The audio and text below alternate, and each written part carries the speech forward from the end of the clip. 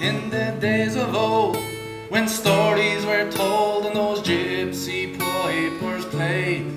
By the fire's light, in the dead of the night, danced the young girl in a maze. Oh, her heart was true and her eyes were wise, her spirit was wild and free. Here's to those days that the traveller's ways, and here's what she means to me.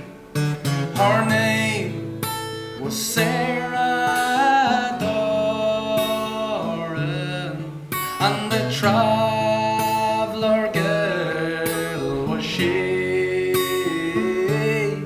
She was born and raised outside Wexford town at a time that ceased to be, and at 14 years she married Big John Wall. They had 14 kids, they loved them all. And though times were hard, living hand to mouth, life on the road, north and west, east and south. They were simple days, living in simple ways, tinkering pots and pans and living off the land. Sarah Doran, traveller girl.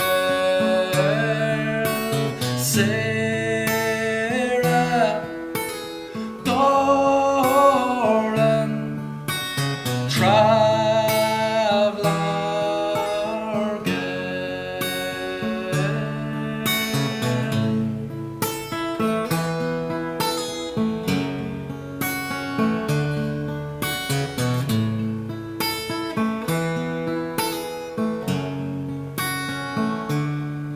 I still picture her face in a time and a place as I wake from a wonderful dream, and the smell of the old baked bread fills up my head, and I long for those magical scenes of when I was a boy, the apple of his granny's eye, and she the centre of mine. All the stories you told me never did bore me. I wish I could remember them now. Oh, Sarah Doran, traveller girl. Sarah Doran, traveller girl. Sarah Doran, traveller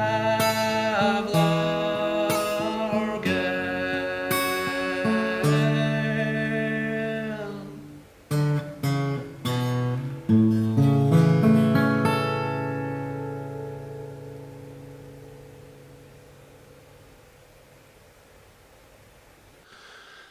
How's it going, everybody?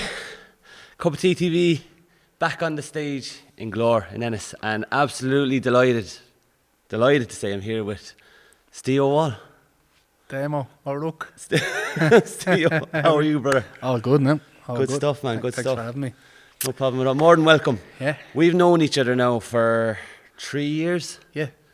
I remember the first moment we met. Great moment for me. Then you sang a song, I'd say within the hour, right, like 2 inches from my face, Sarah Doran.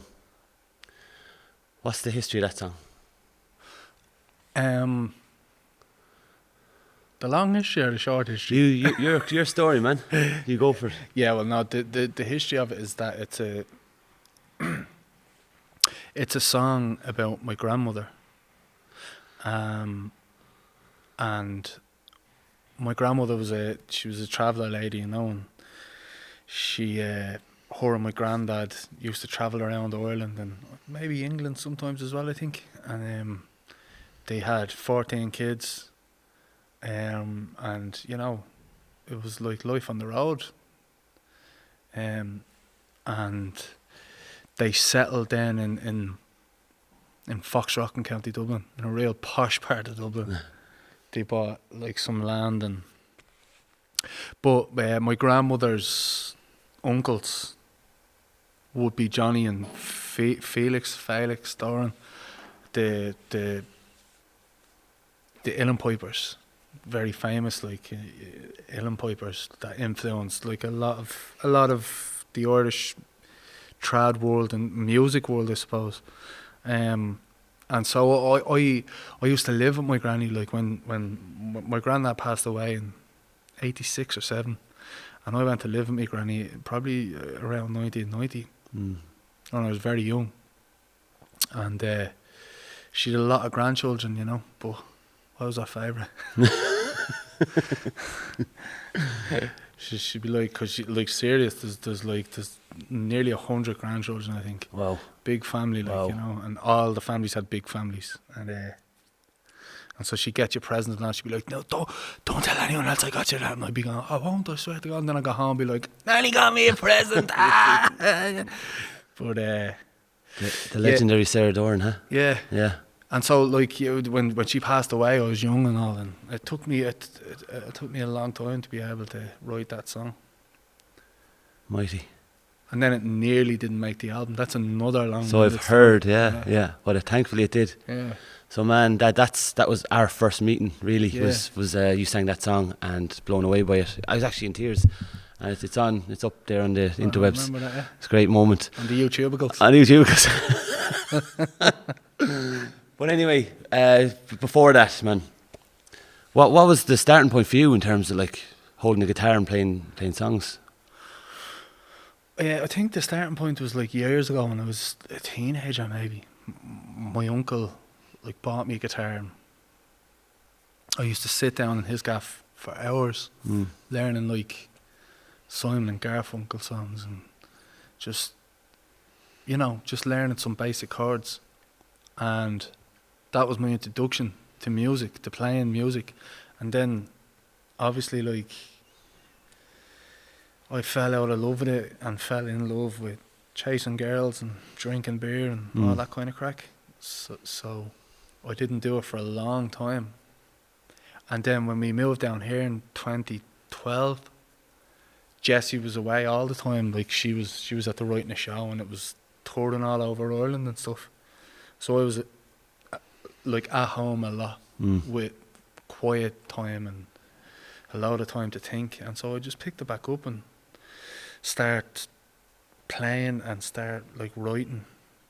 Yeah, start writing like basic songs, and Mighty. it evolved over time. Yeah. So you have the album out, Where I'm From. Yeah. We were just talking before we came on here about like obviously the challenges that are with us now. Yeah. What are your thoughts on that? It feels like I've said this about 70 million times at this stage now. Strange times. Yeah. Strange times. But it's true, like. But in terms, like you're at a place now, like where your album's been out, and you're writing constantly. Yeah. There's stuff flowing out of you, but it seems like almost that pause has to be thought of in terms of releasing music. Then when is a good time to release music again? Yeah, well, for different reasons, you know. Yeah, it's like for me, I don't think like.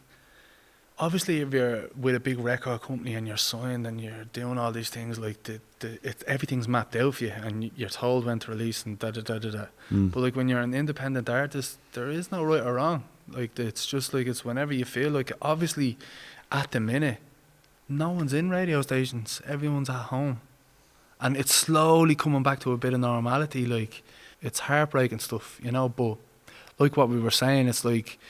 That's the bad side of it. The good side of it is that, like, you know, I still have all my faculties. I still have that, and while I have those two, I can create music, and I don't have to be signed to any record label or, like, I can reach millions of people by just clicking a button on my phone and uploading a song, you know. And like, you know, we were saying it before as well, it's like the creativity is in there, so it's like it has to come out. So, you know what I mean? It's like because I do know this about myself. There's a process that goes on with creativity, and so I come up with an idea, or an idea is given to me from somewhere, and then it flows through me and it comes out and it's a finished song, and then my job is to give it to you. Like, that's it, put it out into the world. Because if I don't do that, then I turn that creativity in on myself, and it does the opposite of what it's meant to do, you know. It's not a time thing. It's not something where you can say, okay, I can hold that till then. It's like, as you say, it's flowing through you. Yeah. So you have to kind of just let it go to where it needs to go to. Yeah. 100%. And some, you know, you hear it all the time, but it's like, it's so true. Some songs are done, and then some songs take, like Sarah Doran took 10 years to write. Wow. It took 10 years to finish that song, like. Yeah. And that's another thing as well, because there's a lot of thing going on. There's a lot of controversy going on in the music world right now, you know. Even that guy that owns Spotify is saying that artists need to just keep churning out music now. It's no longer viable to be recording every 2 or 3 years. You have to keep churning music to keep the algorithms going. Which is paying him very well. Yeah. We get nothing for that. And then as the byproduct of that is that music in the long run will suffer. People need years for songs to flow through them. That's the way it's always been. Like, for me anyway, any of the music that I like, it's taken time and effort to construct a beautiful piece of art and put it out into the world. And anyone that's like regurgitating and putting out song after song after song after song, I'm like, it just bores the shit out of me. You get me? It's like, it's someone said it on the thread online. It's like, it's hamburger music. That's all he's looking for. Yeah. To make him money. Yeah. But the music industry suffers. You know? Yeah. As an art. Yeah, the process as an art, it's gone, like. Yeah. But good things are happening. You know? Yeah. People are balking against the system. Yeah. You know? I feel there's a change coming. Oh yeah. It has to. Otherwise, music's going to fade away. Yeah, like, it's not viable at the minute. The ratios for who's getting what is all wrong. Like. Yeah. You know. I feel that too, and intrinsically somewhere within me, I know a change is coming. Like. Yeah, I can feel it too, man. Yeah. Yeah. Because it has to. That's what we were chatting before. It's not viable. Like. Yeah. What the way the current industry is set up is not viable for the creator. You know, like every single person got paid along the line of even this new single. Everyone's paid and has made money, and I'm like in the hole. Yeah, the creator. Yeah. Of the whole thing. Yeah. Yeah. And that's like that's what I was saying. It's like it's bittersweet. Like it's like I have to. That's what my job is as an artist. I have to put out stuff into the world. And it's like I swear to God, I'm not. It's not a monetary thing. Like it's not. It's not about the money, you know. It's about the process. It's about the songs. It's about. I love it. Like it's what I am lucky enough that I discovered what I'm putting this big spinning ball to do. And I was gifted a gift. That's what it is. I was gifted this gift, and it's my job to give it away. But like. There's only so much of taking money out of my family I can do, you know what I mean? Like there's only so much of like I've kids and I've bills and school and all that kind of stuff. And I can only justify it for a certain amount of time, you know? Yeah.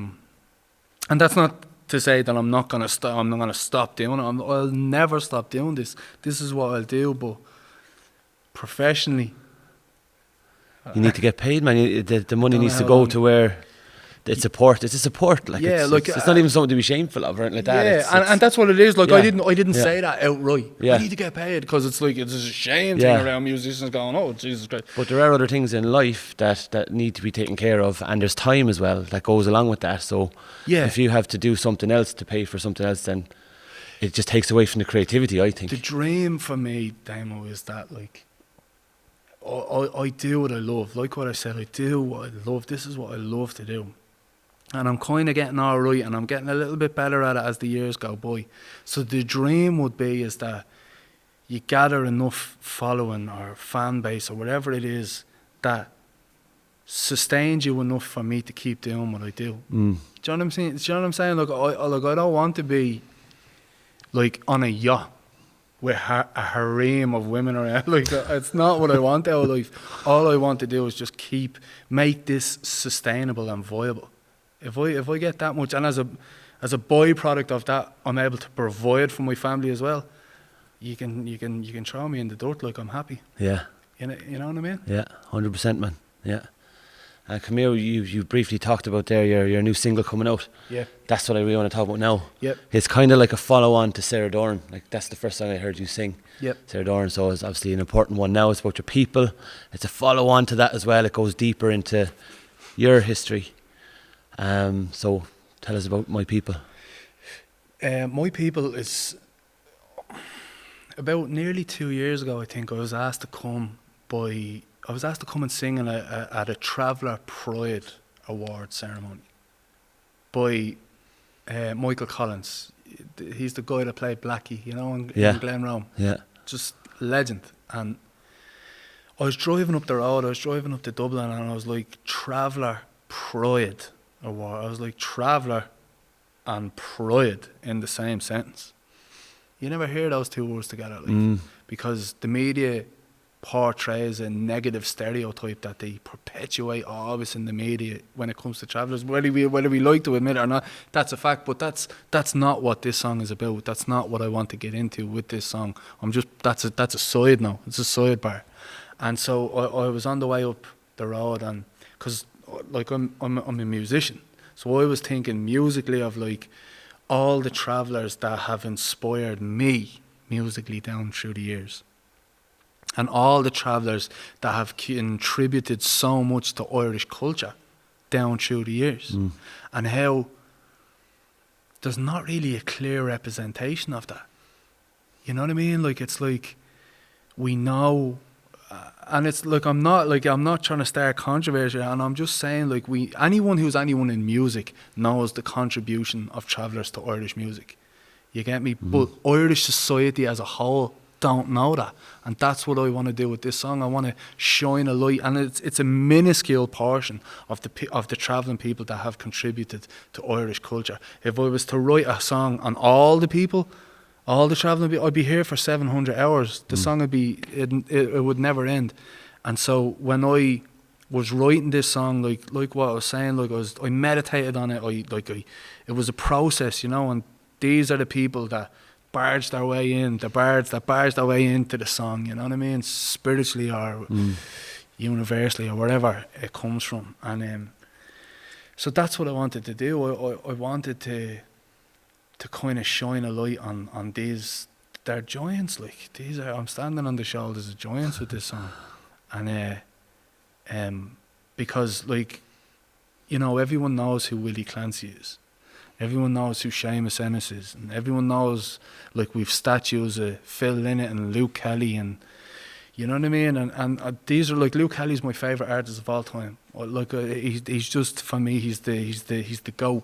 But he was hugely influenced by all these people I'm talking about. Some of the greatest songs he got came from travelling people, and like, we need to recognise that. And it's not about right or wrong and It's just about balancing the scale and putting it out into Irish culture like that. Yeah, like it's a symbolic thing. Like, it's like we need to recognise it. Like, I got the privilege of singing Sarah Doran at the very first ever RTE Radio 1 Folk Awards in Vicar Street, like a venue I dreamed of playing since I was yay high. And at that ceremony, John Riley, another traveller collector of music, was inducted into the Folk Hall of Fame. Now that's huge, like symbolically that's a huge deal. And the recognition of traveller ethnicity as a minority group, nothing has changed, like legislation wise or law, but symbolically it's huge, like it's a huge deal. And I feel like a little shift needs to happen in music as well. Like we need to start erecting statues of travellers. Like Peckerdone is like weaved into the fabric of Irish Yeah. culture. Yeah. And most bleeding people in housing estates don't know who he is. That's like it's just mind blowing. I think the word there is recognition, isn't it? Yeah. Is what you're on about there. Yeah. And look, if you've done the thing, whatever that is, it needs to be recognised. Yeah. And I think this song that you've written, My People, will definitely bring about a bit of that. Yeah, well, hopefully. Yeah. Cracking song, man. Thanks. Cracking song. Gets me every time, gets me in the heart. I'm getting emotional again. You did it to me the first time. Yes. And you're doing it again. Yes. You're doing it again. Tears Steo are Wall, good. My People by Steo Wall. Check it out. Oh, my people, they roam those ancient fairs, bringing stories and the music of those old and ancient airs. But they tried to ban our culture, and they tried to stop our ways. The spirit of a people they are trying to erase. Oh, my people, don't let them bring you down, because your rich history is written on every stone in every town. Oh, my people, don't let them keep you down, because your rich history is paved on every road in every town. On the winds of change, I can hear the lullaby of the bellwelled Peckerdone, with the teardrop in his eyes, and Johnny Keenan and Teddy Fury and the old John Riley too. You were the guardians of our culture, and we will always remember you. Oh, my people, don't let them bring you down, because your rich history is written on every stone in every town. Oh, my people, don't let them keep you down, because your rich history is paved on every stone in every town.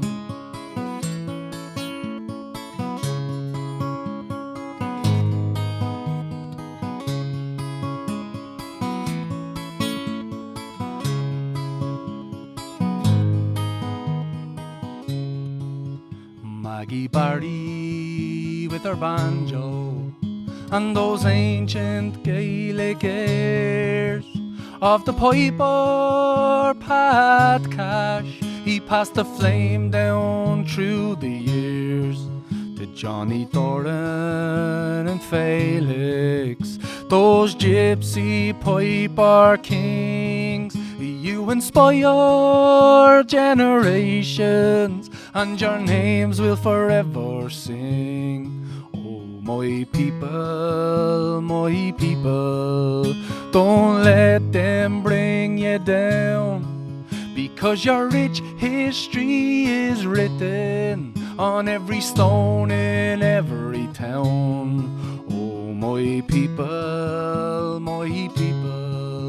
don't let them keep you down, because your rich history is paved on every road in every town. Oh, my people,